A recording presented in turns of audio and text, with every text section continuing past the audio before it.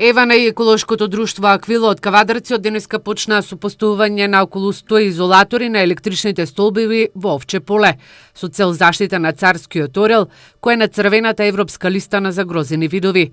Портпаролот на Евана Атанас Ковачевски вели дека Евана веќе десетици години ги поддржува акциите за заштита на животната средина, почнувајќи најпрвен со поставување на гнездата за штрковите, а потоа и со кутичките за модрата врана. Со ова ќе придонесеме овој вид кој е загрозен во нашава земја да биде заштитен, ќе бидат поставени изолатори на над 100 столба во Овче поле и се надеваме дека со ова ќе придонесеме да биде заштитен овој вид, да биде одржлив неговиот развој и да може да се уште го гледаме на нашето небо.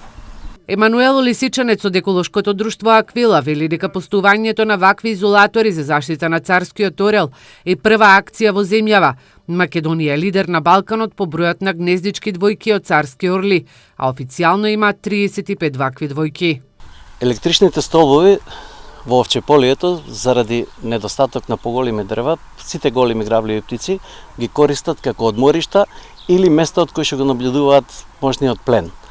Меѓутоа, при врнежливи денови, при полетувањето, затоа што распонот на крилата им е на некој поголем од 2 метра, доаѓа до допир со електричните водови и при тоа доаѓа до струен удар.